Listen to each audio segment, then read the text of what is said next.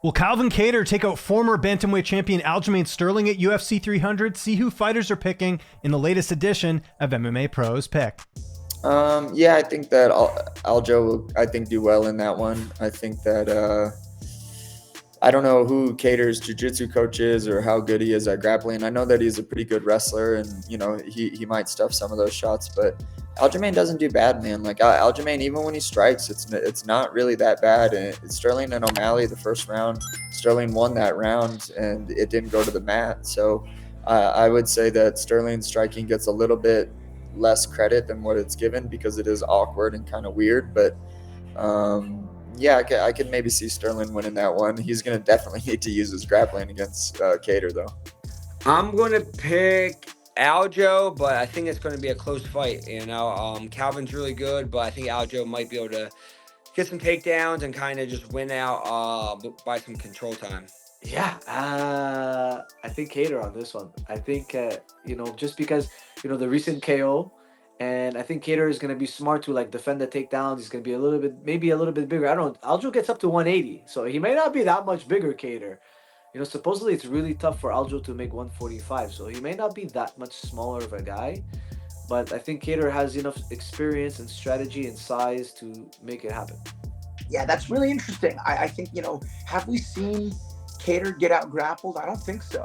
I think that's one of those fights, like if Aljo can get him down and hold him down, he'll win that one. That's exciting. That's an exciting fight, but I think it's an interesting fight because we seen Aljamain kind of struggle taking down O'Malley, and when he started struggling, he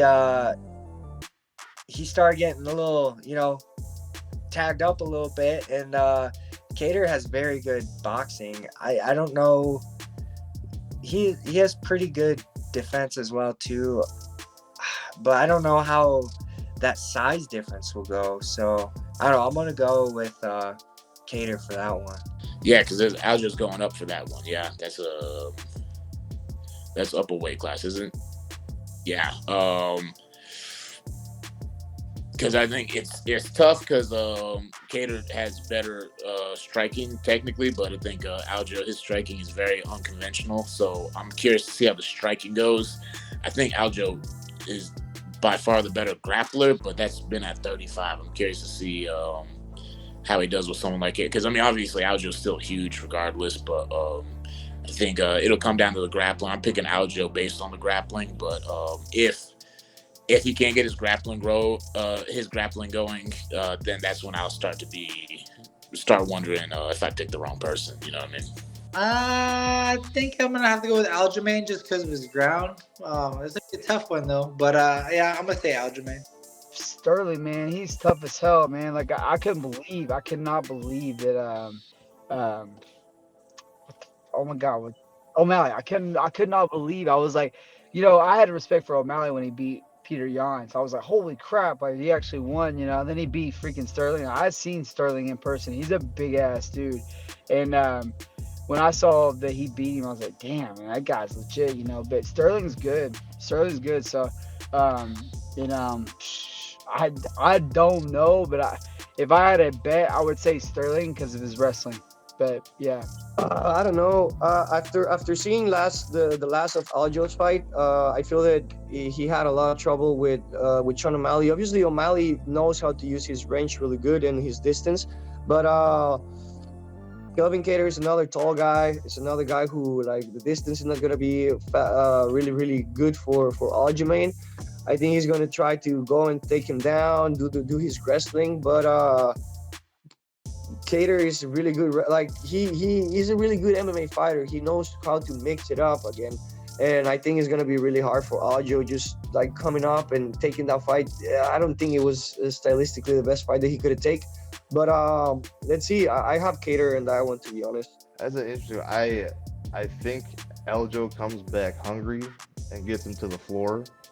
But that being said, that's not I'm not necessarily super confident on that one just because Kattar's got reach.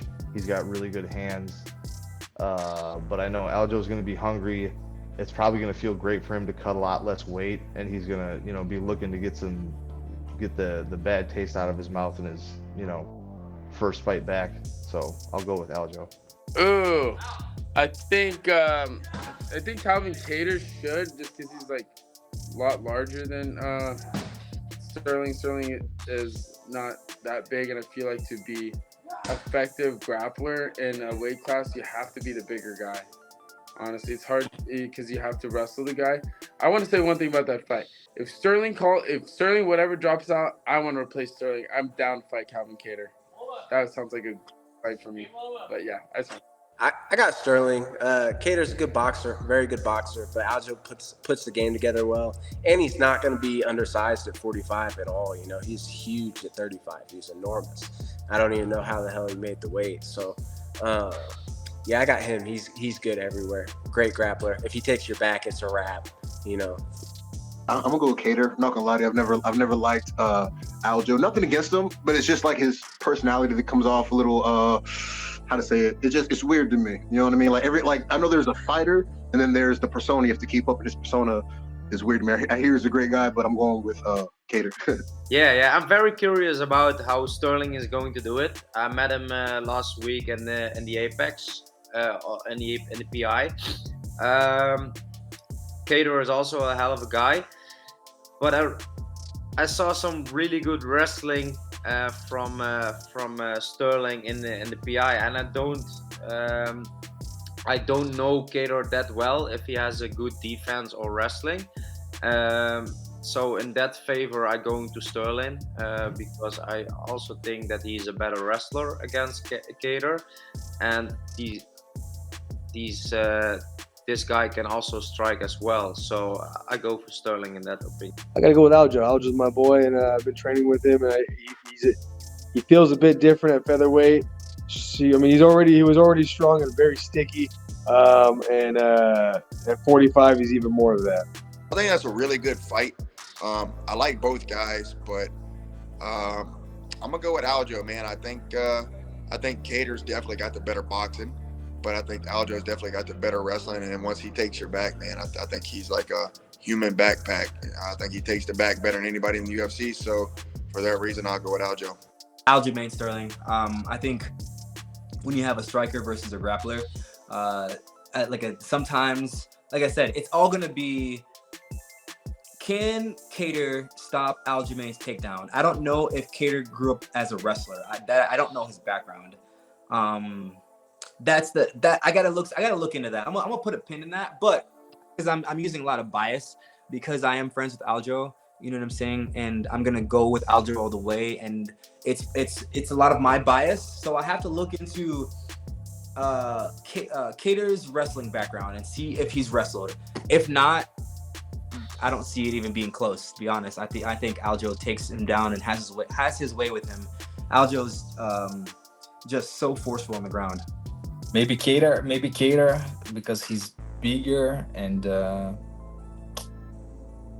he's a better striker. I think so. I think Kattar, but I think Kattar. I think he's a little bit favored, but I wouldn't be surprised if Aljamain could take him down, take his back, and do this for 2 rounds, because he's really good in that. Kattar's always been a featherweight, right? Yeah. Okay. Yeah.